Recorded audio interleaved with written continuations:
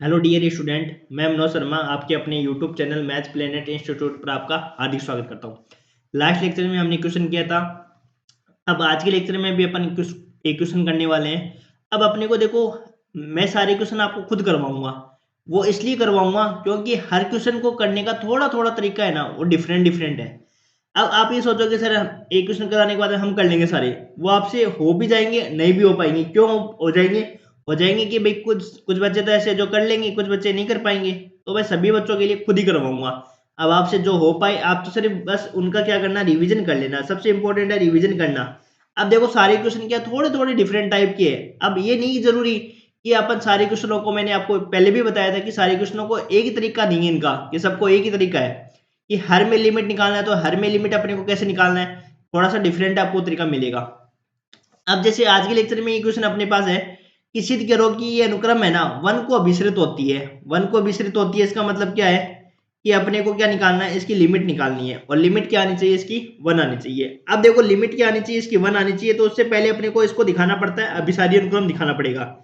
जब भी आपको ये दिखाना पड़ेगा ना कि भाई ये इसको अभिसरित होती है, तो भाई कोई भी सीक्वेंस किसी एल को अभिसरित होती है, तो उससे पहले आपको ये सिद्ध करना होता है कि वो सीक्वेंस कैसी है, अभिसारी अनुक्रम है। फिर उसकी अभिसारी अनुक्रम सिद्ध करने के बाद में अपने को उसकी लिमिट निकालनी है।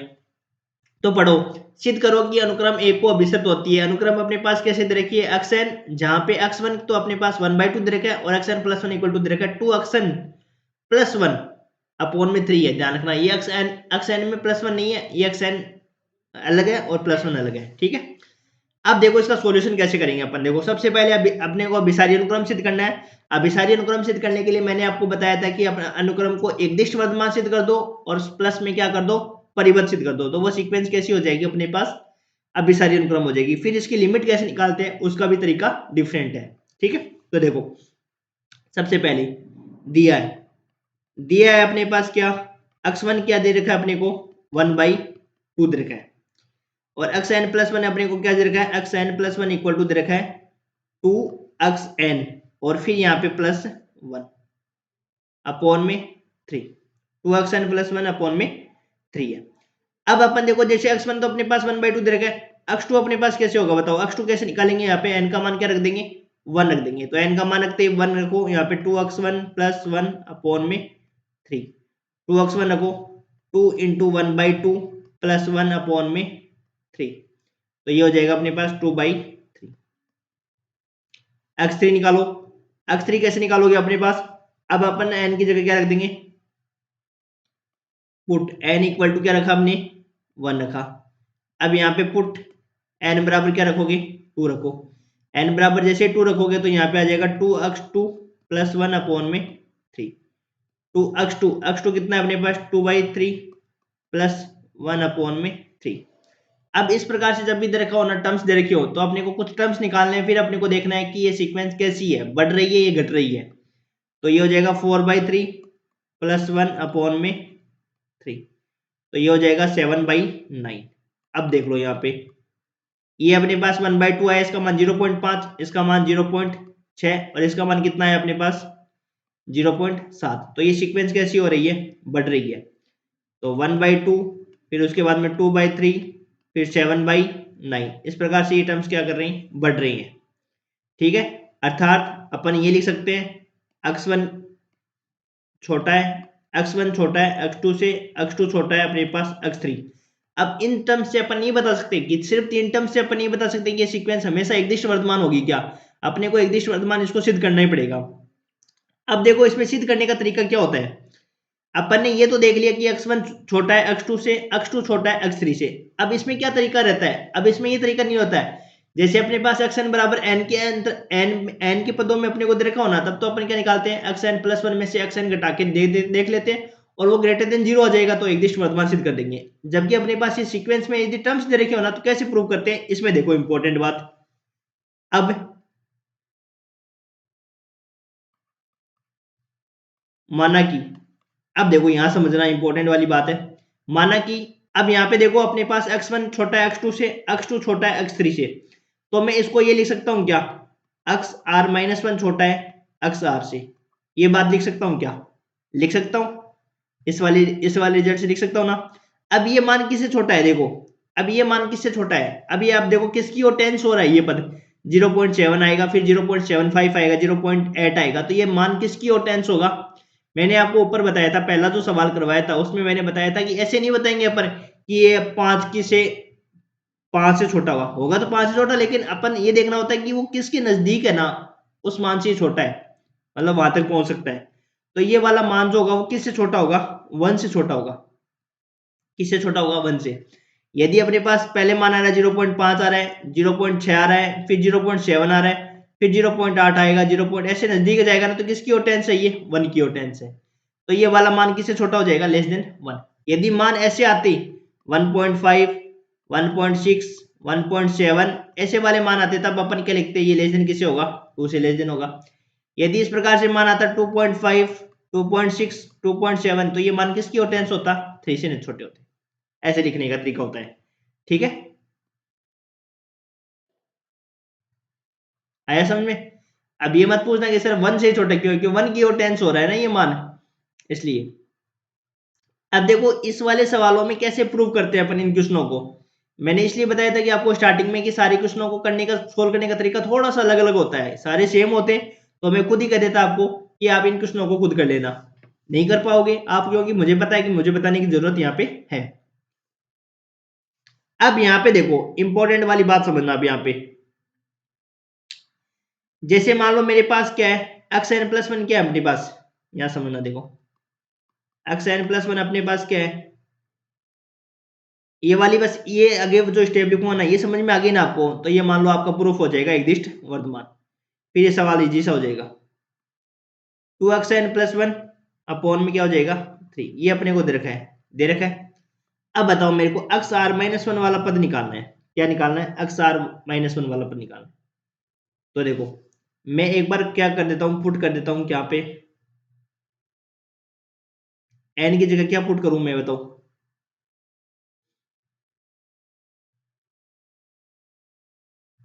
यहाँ पे पुट कर दो आप, देखो डायरेक्ट एक्स एन है ना, एक्स एन, इस एन के स्थान पे क्या रख दो, पुट एन के स्थान पे क्या रख दो, देखो यहाँ पे, यहाँ समझो, एन के स्थान पे क्या रख दो, एन बराबर आर माइनस वन रख दो, रखो। देखो एन के स्थान पे क्या रख दो, आर माइनस वन, क्यों क्यों रखूंगा यहाँ पे, देखो ये वाला पद बन रहा है ना, देखो 2x r-1, देखो यहाँ से 2x r-1 प्लस 1/3, इसके जैसा बनाना होता है।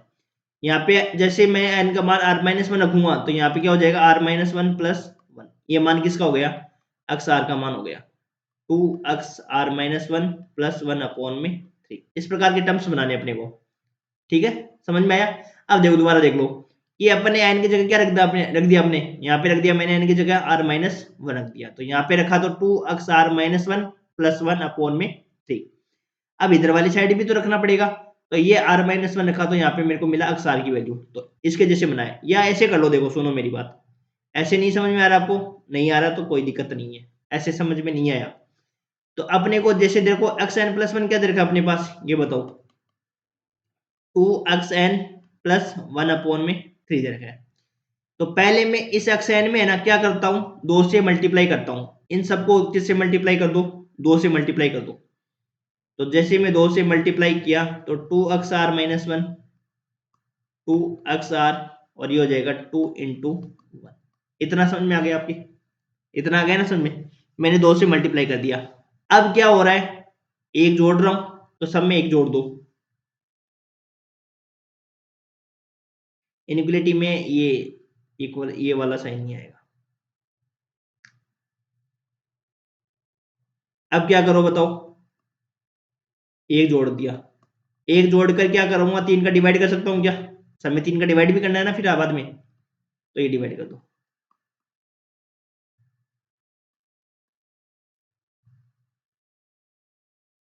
आपकी पूरी समस्या ही खत्म हो गई। अगर समझ में इतना, आपको वैसा बनाने की जरूरत ही नहीं है, जैसे आपको दे रखा होता ना, एक्स एन प्लस वन दे रखा ना, वैसे ही आप इसको बना दो कि इसमें आपने क्या कर दिया, 2 से मल्टीप्लाई कर दिया पहले, फिर एक जोड़ दिया, फिर मैंने क्या किया, 3 का डिवाइड कर दिया। अब इसमें बना के देख लो कि ये वाला पद है ना, ये वाला पद है किसका बन रहा है, ये वाला पद किसका बन रहा है, यहाँ पे अक्स आर का बन रहा है, तो ये वैल्यू किसकी हो गई अपने पास, अक्स आर की वैल्यू हो गई। और ये वाली वैल्यू किसकी होगी, देखो यहाँ पे 2x n+1 बन रहा है अपॉन में 3, तो ये x n+1, इसका मतलब ये किसकी वैल्यू बन रही है, अक्स आर प्लस 1। और ये वैल्यू किसकी बन रही है अपने पास, इसका मतलब क्या हो गया, इसका मतलब ये हो गया कि अक्स आर है वो किससे छोटा हो गया, अक्स आर प्लस 1 से छोटा हो गया। अब अपन यदि गणितीय आगमन सिद्धांत लगा देते हैं, तो गणितीय आगमन सिद्धांत से ये क्या हो जाएगा अपने पास,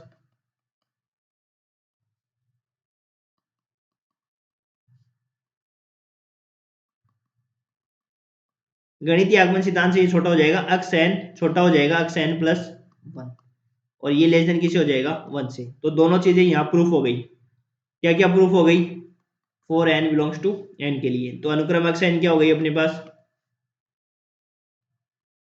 एक दिष्ट वर्तमान अनुक्रम भी हो गई और बाउंडेड भी हो गई। बाउंडेड कैसे हो गई, अपर बाउंड हो गई, ऊपर से परिबद्ध हो गई, ठीक है। एक दिष्ट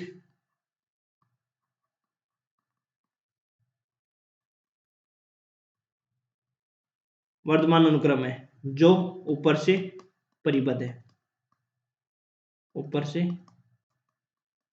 परिबद्ध है। तो यहां से ये हो जाएगी अनुक्रम कैसी, अभी सारी अनुक्रम दोनों चीजें सिद्ध हो गई, वर्तमान भी हो गई और बाउंडेड भी हो गई।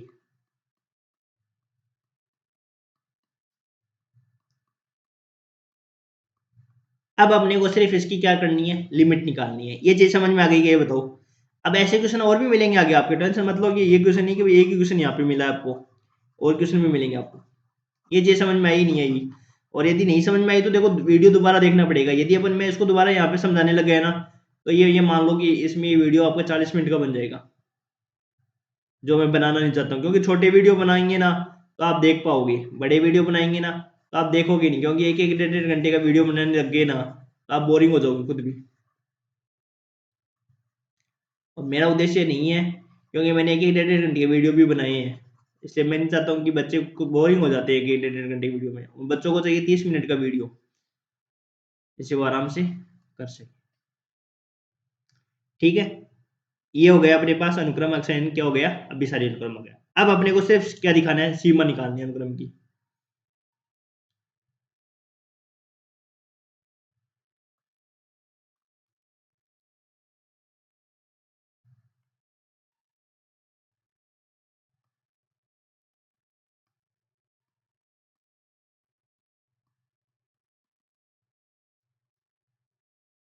देखो सीमा का कॉन्सेप्ट यहाँ पे समझ में आ जाएगा ना आपको। तो अब सीमा के लगभग क्वेश्चन है ना, वो इसी 2-3 टाइप की सीमा की क्वेश्चन है इस प्रकार से। भाई या तो सीमा कैसे निकलेगा, 2n-7/3n+2 आ जाएगा, तो उसमें limit n tends to infinity ले लो। यदि अपने पास xn+1 इस प्रकार से आ जाए, तब अपन उसमें सीक्वेंस, उसमें सीमा कैसे निकालते हैं, उसका तरीका ये है। उसका तरीका ये होता है कि माना limit n tends to infinity, xn की सीमा अपन क्या मानते हैं, l मानते हैं। xn की सीमा क्या मानते हैं, l मानते हैं, ठीक है। तथा और किसकी सीमा l मानते हैं, तथा अपने को पता है कि limit n tends to infinity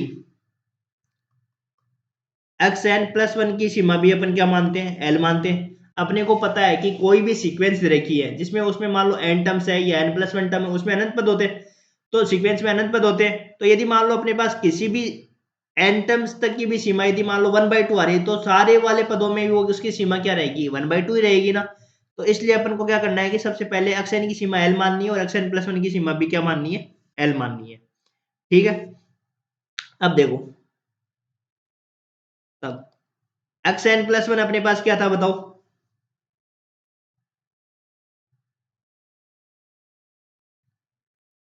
xn+1 equal to क्या था अपने पास, 2xn+1/3, ये था ना। दोनों तरफ लिमिट ले लो,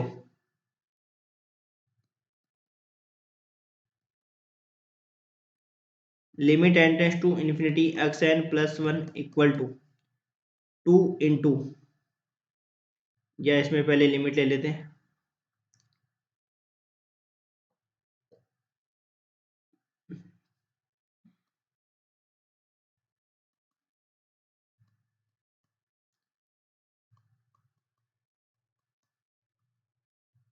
अब इसमें देखो कुछ बच्चे तो ऐसे हैं जो आप ना देखो वीडियो को चैनल को सब्सक्राइब नहीं करते हैं और ना कोई कमेंट करते हैं कि भाई आपको यदि वीडियो अच्छे लग रहे हैं तो कमेंट तो करो, कम से कम आपको हमें यहाँ से मोटिवेशन मिलेगा। आप कमेंट करोगे तो यहाँ से हो जाएगा 2 बाहर और इसमें लिमिट लग जाएगा, limit N tends to infinity X N, और इसमें लिमिट लगेगी नहीं, इसमें एन का टर्म्स नहीं है, +1 अपॉन में हो जाएगा। अब यहाँ पे अपने को मोटिवेशन मिलता है यदि आप हमें कमेंट करते हो कि इस वीडियो अच्छे लगे या नहीं लगे, जो भी कमेंट करो, आपकी इच्छा है, जो भी आप इन्फॉर्मेशन शेयर करना चाहते हो शेयर कर सकते हो। अब आप वीडियो देख लेते हैं, कुछ बच्चे तो ऐसे होते हैं कि जो वीडियो देख लेते हैं चैनल को सब्सक्राइब नहीं करते हैं। अब चैनल को सब्सक्राइब करने में आपका क्या जाता है, पर फिर भी नहीं करते हैं। अब इतने वीडियो मैंने कम से कम इसमें 397 वीडियो बना दिए हैं यहाँ पे, तो ये मेरा कोई इसमें कोई बेनिफिट है क्या? अब आपके लिए वीडियो बनाता हूँ, आप मोटिवेशन आप मिलता रहेगा तो मैं और वीडियो बनाऊंगा, क्योंकि आपको ये तो है नहीं कि ये एग्जाम पास होने के बाद में आपको मेरे से कोई काम नहीं है। थर्ड सेमेस्टर में आप पढ़ोगे, फोर्थ में पढ़ोगे, फिफ्थ में भी करूंगा, सिक्स्थ में भी करूंगा, आपको सारे सेमेस्टर में आपको मैं एजुकेशन दूंगा। और अभी देखो कुछ बच्चे एमएससी के लिए, तो अभी देखो मेरे पास डिमांड आई नहीं है, तो एमएससी की भी जब डिमांड आ जाएगी तो मैं एमएससी के लिए भी अभी वर्क करूंगा।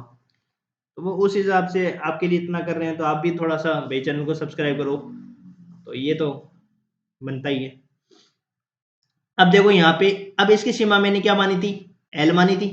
अब रख दो इसकी सीमा एल, और ये हो गई अपने पास 2 इंटू ये भी एल हो गई, L+1 अपॉन में 3। अब क्रॉस मल्टीप्लाई वजर गुणा कर दो, 3L इक्वल टू 2L+1, यहाँ पे हो जाएगा, तो ये हो जाएगा 3L minus 2L equal to आ गया अपने पास 1। तो यहाँ से अपने पास लिमिट क्या आ गई, L equal to 1, L equal to 1 आ गई, ये इसकी सीमा हो गई। अतः अनुक्रम की सीमा क्या हो जाएगी, 1 हो जाएगी।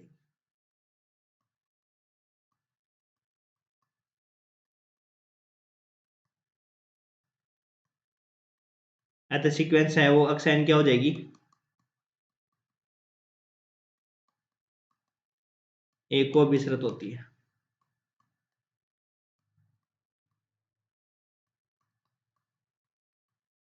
ये अपना क्वेश्चन हो गया।